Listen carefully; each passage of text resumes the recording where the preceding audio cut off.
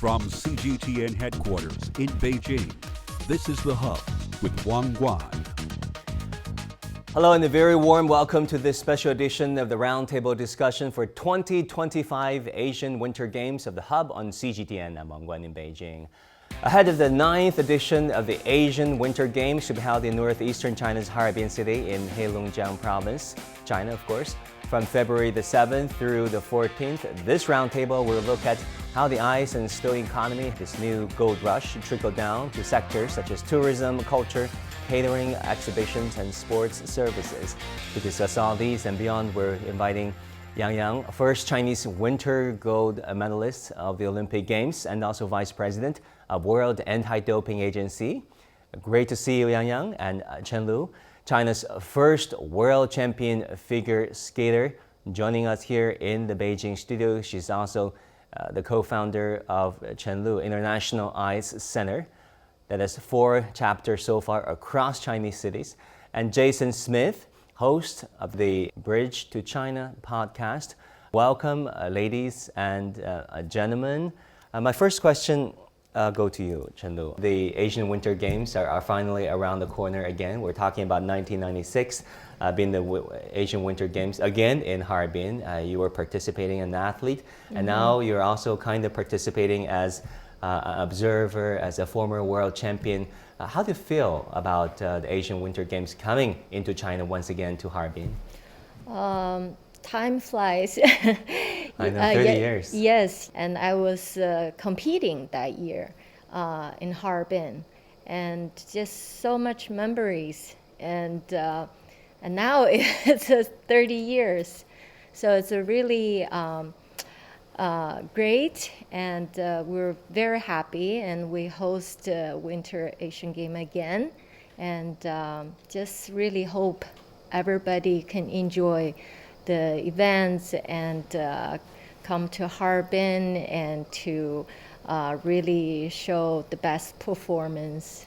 Yeah, we do hope so. How did you go for the 1996 Asian Games? Did you win? Of course. Of course.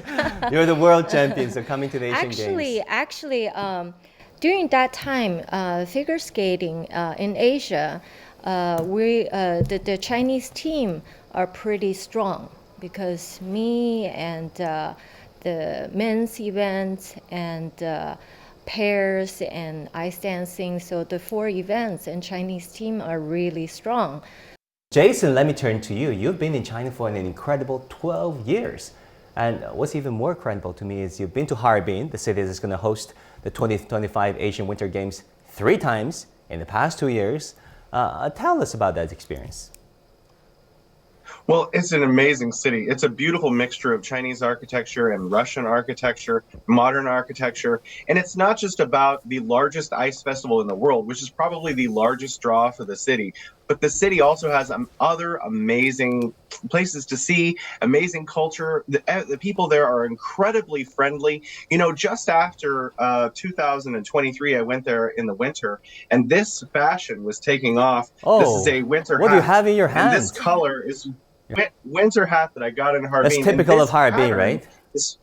Exactly. That this is pattern very typical. People have this on their gloves, on their jackets, on the hats especially. It's just so beautiful. The people are very warm and friendly. I think that the tourism industry in Harbin is booming now, but I think it's only going to grow as the word gets out about this amazing ice festival in this amazing city. Yeah, exactly. And then are you looking out for the Asian Winter Games to be held in that very city? Athletes from around Asia convening, coming together for this very game? You know, I think that's a really amazing opportunity for Harbin to show off to so many countries around the world. When I went to the ice festival, what I noticed, because there were people coming from all kinds of countries all over Asia, was that the ice festival, firstly, it changes each year because it obviously melts and they rebuild it each year. But there are different architectural monuments from Kazakhstan and from Japan and from Thailand and from all over the world, all over Asia, in the ice festival itself. So as athletes come, when they have a little bit of downtime maybe, or after their event, to the ice festival itself, they can see that all of Asia is represented there in the architecture at the ice festival in Harbin. Yang, great to finally have you with us. I've been looking forward to this for quite a while. You participated in the Asian Winter Games not once, but 3 times in 1996, 1999, and 2003, earning 7 gold medals and 1 silver. What do you still remember from those Asian Games that you participated? 我的成名战应该就是从亚冬会开始的，1996年的哈尔滨亚冬会，当时我也是刚刚进国家队，那个时候其实也算是出乎意料的拿到那块金牌，因为在那之前呀，我们中国队的优势都是集中在短距离上，中长距离基本上都是韩国的优势。我很小的时候在看比赛，因为我从小就中长距离比较好。然后那时候呢，就是中国队基本上在中长距离没有比赛之前，基本上就是韩国队赢了。然后我们的竞争的只有500米，1000米也很少去竞争。所以对于长距离比较好的我呢，就是坐在观众席上，我就想，哎呀，什么时候我也下去跟他们下场，跟韩国队在长距离上拼一拼。那亚冬会就是这样的一个机会。那我还记得划剩个2、3圈的时候，前面2名韩国选手就产生了这样一个自己内部竞争的这么一个局面。那正好给他，因为他只要一有竞争，他就会把速度降下来。那对于我来说，就是一个特别好的机会。然后我就从外道上去了。等我上去以后，他们就没有机会再反过来。所以那场比赛赢的是一个是惊喜，另外一个呢也是很过瘾。那场比赛之后，我基本上所有的运动生涯都是在跟韩国的运动员在中长距离上，以这个叫以1打3打2，最多时候像亚洲比赛基本上都是以1打4，所以还是一个一直以来的这么一个过程。然后也是那场比赛奠定了我在中长距离上的一个基础吧。The Harbin hosted the 3rd Asian Winter Games in 1996, and nearly 30 years have passed, and of course, a lot can happen in 30 years, right? What are your expectations this time around for the 2025 Games? 首先亚冬会呢，它是个综合性运动会，跟运动员平时的世界杯世锦赛是很不一样的。那么亚冬会呢，通常也是在奥运会前1年的比赛。那么对于运动员来说，是一个很好的很难得的这样一个在综合性运动会上去这个学习经验的这么一个机会。为了明年的26年的米兰冬奥会做好准备。所以我相信所有的参赛运动员都会全力以赴。因为我经常跟他们讲，就是比赛哪怕是输，只要你全力以赴，你都会有收获。但是呢，只要你没有全力以赴，即便你输了，你可能都不知道该如何去总结。所以这次亚冬会是非常关键，尤其对年轻队员来说，他没有参加过大型的综合运动会，那么这次是一个非常非常重要的锻炼的机会。那同时呢，这场比赛又在自己的这个祖国，那么现场我相信就是这种天时地利人和呀，也会有一定的这个影响。那这种影响有的时候也会变成压力，所以运动员也要学会去化解压力，同时呢能够借助好这种天时地利人和，能够取得好的成绩。所以是一个挺大的考验的，但同时也是一个令人期待的这么一场比赛。Chen Lu, once again, how do you look at this slogan, or the theme of this Winter Asian Games? Well, we always, look up to the future. Right now, the figure skating team is really facing the challenge, but we have great young skaters, and that's our future. And we really wish they can, get better and better, and to, come to the strong team again. Because you inspired so many. After you, there's Shen Xue and Zhao Hongbo, of course, on the pair side, and also for individual skaters. There are a few on the figure skating side, and hopefully, more young people will be inspired. Well, look at previous videos of you and Shen Xue and Zhao Hongbo, perhaps, and get inspired again. Yeah, because the younger skater, it's really like, look up us and as idol.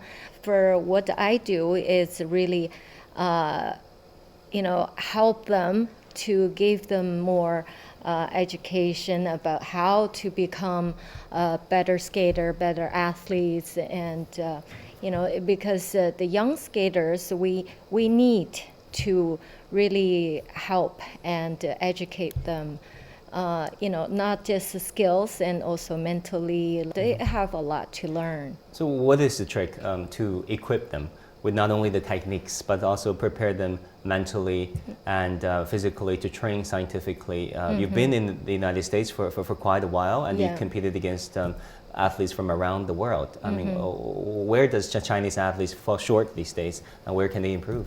The challenge is, even though we are a huge country, we have so many people, but still for figure skating, it's a very small foundation and not enough kids to really participating. We really need more promotion and get more kids come to skate. And I think the winter game like in Harbin is really gonna helps. It's like a Beijing Winter Olympic, and after that we have more and more kids who wanna come to the ice rink and learn hockey and figure skating. So we do after those events. Do you feel that the atmosphere is changing after the Beijing Winter Games? More young people, more parents, asking their kids to take up a winter sport, including in one of your 4 centers, Chen Lu Ice International Centers around China. Yes. The numbers crazing it's really going up.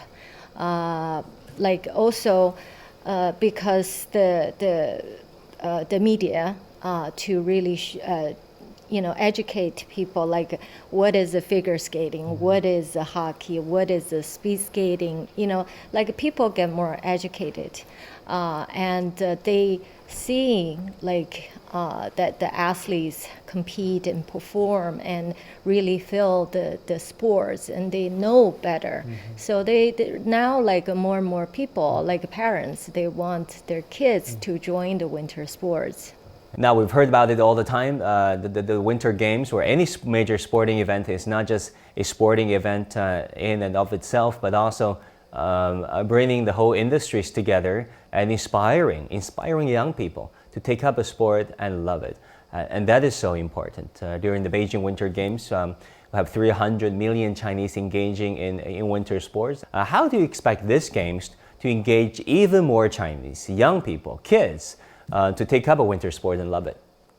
冰雪运动它是充满了一些挑战，然后一些探索，而且它跟大自然非常的紧密接触的，所以我相信对于年轻人，他本身就喜欢探索新的东西，再加上它又很时尚，所以我个人觉得，如果有机会的话，都可以去试试。而且现在的冰雪运动不像原来。它离我们生活比较远，现在你包括南方城市，像上海都已经有了这个室内的滑雪场，这是在过去没有这个冰雪运动的时候很难想象的。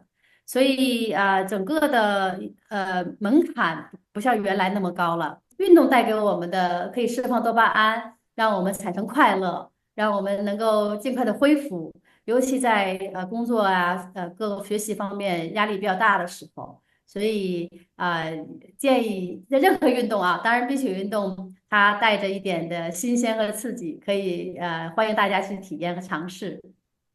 Now let me ask you this: what is the charm of winter sports? Because some folks would be saying, "Look, winter sports are pretty, far from my life. It's pretty difficult to start with." 运动确实它能够让你，就像我讲的，一个是释放多巴胺，另外一个让你身心会得到愉悦。疲惫的时候，我们当运动员的时候，经常讲一句话叫积极性恢复。大家可能会觉得，一旦大运动量练完了以后，你们是不是躺在床上休息啊？其实不是的。我们教练通常是大运动量完了以后，会把运动强度减小，但是量会给你抻长，就我们叫积极性恢复。那么躺在床上的我们叫消极性恢复。所以消极性恢复对于恢复来说是比较慢的，所以有的时候在你特别疲惫的时候，不妨去出汗，你会感觉到精神气爽。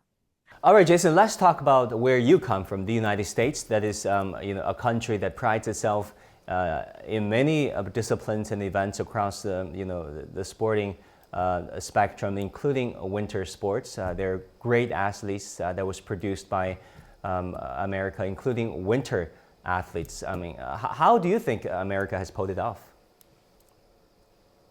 Well, like China, the United States is a very large landmass and has a very large population. I'm from California, and we have every kind of climate that you can imagine. We have deserts and forests, and we have snow, and there's snowboarding and skiing are very, very popular in California and all over the United States. But I think this event that's happening in Harbin is special because it is an Asian Games. As the United States will not be participating in that. But I think people in the United States will absolutely be watching and are very interested in the Harbin Winter Asian Games. Also, tell us more about your China experience. You've been traveling across China for 12 years, you're averaging 7-8 provinces each year. How specifically do you expect this Winter Games to help boost Harbin to really uplift its profile on the global stage and make more tourists go to Harbin, go to China's northeast? I think Harbin sells itself. I mean, if you have something that is the biggest or the best of anything, then so people are interested in that. And because Harbin's Winter Ice Festival is the largest in the world, and all of these people from countries all over Asia are coming, I think that is going to be a huge boon for the economy in Harbin, because they're going to go back and say, yes, this is the largest ice festival annually in the world. And when people hear that and more people learn about it, I think they're definitely going to want to go. I mean, this ice festival is at like Disneyland scale, and they rebuild it every year. It's a global phenomenon. And for people who are interested in snow culture, ice culture, winter culture, how could they not want to go at least one time in their life? I was just there a couple of weeks ago. It was packed already, and this is before a lot of the athletes are arriving. So I can't imagine how it's going to be as all of the athletes are fully arrived. I don't think you'll be able to get a space in a hotel anywhere. But next year, obviously, it'll be a little bit easier as the Asian Games will probably move away. Anyone who can go, you should take this opportunity to go. You owe it to yourself, you owe it to your family to see Harbin. Yeah, you should come, given the fact that they're visa-free travel for like 80, 90 countries in the world. So come, pick a plane ticket and come over here. Chen Lu, you've just heard from our friend from the United States who's a big fan of Harbin. How would you introduce Harbin, the host city of the Asian Winter Games? Why do you think Harbin has become such a big thing in the past few years, not only in China, but across Asia and even throughout the world? Harbin has become this major brand, representing the Northeast, the Chinese spirit. I think it should, because the Northeast city, special for winter, you get the snow, you get the ice sculpture, the food, the people are really warm. That's our culture. So I think, it's just very different than South city. Special the food, right? Let's talk about the food. What is there to eat? I mean, we'll have viewers from around the world watching this program. If I can ask you to, recommend some food, what are the food options in Northeast, in Harbin in particular? 锅包肉. Would you eat it? I mean, as fit and slim as you are, as a world champion, would you eat 锅包肉? Yes, of course. I love it. I love it. Really? But just not so much, because at like hometown and everything, the portion are really big. So you don't order too much. Big portion. Everything's bigger in the Northeast, huh? And frozen pear. 冻梨. 冻梨, yeah. What's your favorite? My favorite. Hometown food. I have to say dumplings. It's my favorite. Dumplings. Yeah, dumplings. Dumplings is more like a represent as home. It's just like, especially for Northeast, like we often eat dumplings, but dumplings like from scratch is homemade, like so everything. And when we're very young and we start learn how to make dumplings, even though I can't really cook very well, but I know the whole stage, like from dough and how to make stuffing and then everything. And how do you expect these Asian Games to really help boost the region's economy? 就像2022年冬奥会一样，我们提出了3亿人参与冰雪运动。其实某种程度上，它也是在这样的一个大背景下，运动本身也是一种产业。同时呢，它从一个展示一个地方的文化，展示地方一个经济，另外促进消费等等，它都是一个全方位的影响。那么这一次呢，哈尔滨亚运会又是在北京冬奥会这样一个大背景之后发生的。那我相信，通过北京冬奥会这样一个周期，我们国家在冰雪运动的知识的普及已经做得非常多了。又迎来这样一个亚冬会的比赛，我相信会有很多人去观看的。当然了，从这个经济层面上，我相信亚冬会的比赛，对整个城市的这个管理能力的水平的提升，另外对整个地区的冰雪运动以及地区的文化对外的宣传推广，也是一个很重要的契机。Jason, do you think this Winter Games will give them a further boost to the region's economy? Absolutely. I think the advertising that's going to come with the TV coverage, the radio coverage, the newspapers, all of the athletes themselves and talking to their families and all of the people who follow those people, because all of these champions are kind of rock stars in their own right. And so they have a lot of media followers who are going to be following them to this event physically and digitally. And I think that's going to sell Harbin to a lot more people.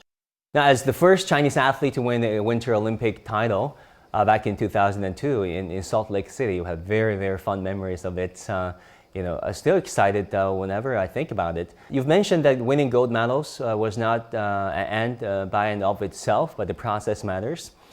Can you perhaps share with us what sport has meant to you and to your life?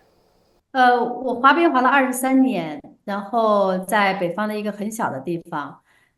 首先我觉得，运动让我有机会见到了更大的世界。那么因为人走出去以后，你见到的世界会给你一个第一个非常重要的这种影响和教育。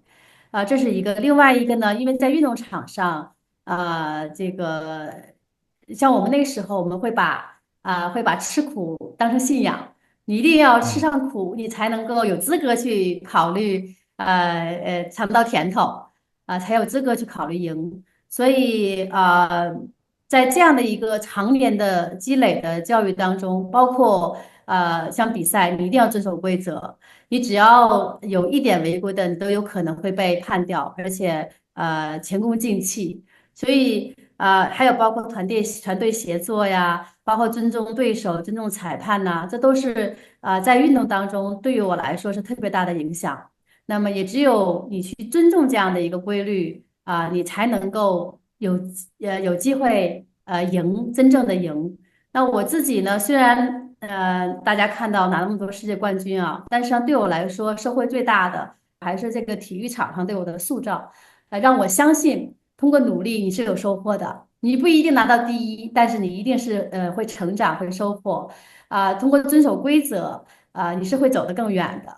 通过协作，你会有更大力量的然后通过尊重对手，你才会被尊重。就等等，这些都是我在运动场上学到的。那么在退役之后，同样这些会影响我的生活方式，影响我的工作方式以至于在面对困难的时候，我也会能够自信的去面对等等。所以我一直说运动给我带来的价值太多了，然后我也希望自己有机会能够将运动的这些益处让更多人去体会和分享。Chen Lu, I really want to ask you this because I asked the same question to Yang. What sport has meant, not just to you professionally when you competed professionally, but to you and to your life? I think everything, because figure skating, we start from very young age. I was 4. Yeah, we start from 4 years old. It's kind of similar with gymnastics. Yeah, so we start from very young age and we finish young age. Even though I was 21, but when I was compete my last Olympic, and I remember when the journalist asked me, "Do you feel old?" I was like, "Come on, I was 21." But other skaters, and they were much younger, like Michelle and also Tara Lipinski. She was only 14, but of course, if compare with that, then of course I feel old. But that's our sports. Yeah, so that's why I think sports really built me up, not just outside. I think mostly it's like how I become, what kind of person I become, and it just through my whole life, facing the challenge and how I solve the problem and go through all the difficulty. It's the same. Yeah, just get up and keep going. Finally, I would want to say a few words to the young people, the kids who are watching this program, who may be thinking about taking up a winter sport, figure skating. And any words of encouragement to them? Yeah, just try, not just figure skating, like any sports. Just come to the court and try what sports you like. And really, you have for the young kids, I think the most important to have a dream and follow your dream. One day, I think you might get dream come true. Chen Lu, thank you so much for what you've done to the sport, to the country, and of course now for the kids who are looking up to you and want to be another Chen Lu in the future. And finally, any words of encouragement to the Chinese athletes participating in the Asian Winter Games coming up? 其实当运动员，我们很忌讳给孩子们太大压力啊。从做过运动员的来说，我们是希望运动员不要把结果作为你的唯一目标，而是把过程去享受每一个过程，每一分每一秒。那这个享受呢，也是很微妙的，而不是说它是让你认真的去对待每一次每一场比赛，每一刀，或者说每一步滑行。这样的话，结果自然而然在那儿。但如果要是我们只奔着结果的话，有可能你会因为这个压力会承受不住。就像我前面讲的，其实你只要认真的对待每一场比赛，每一刀每一步的话，这个你会收获很大的，而且这个收获是一个长久的影响。但如果因为压力过大，我可能有的时候选择去逃避也许这场比赛你是侥幸赢了，但是这个你回避的问题未来还会出现所以我一直说，你只要全力以赴了，就不会有遗憾。那所以希望运动员能够全力以赴的去面对这场比赛，然后对于结果呢，不要那么的过于纠结，这是我希望我能看到的年轻队员的表现。Jason, any final thoughts? I just want to wish everyone the best of luck, especially the athletes who are going to be competing. I hope you have your best game on and have a lot of fun. All right, with that, we come to the end of this special edition of the Hub Roundtable on the 2025 Asian Winter Games to be held in Harbin, northeastern China. Thank you so much for joining us, and thank our panelists. That was a fascinating conversation. I'm Wang Guan in Beijing. I'll see you again next time.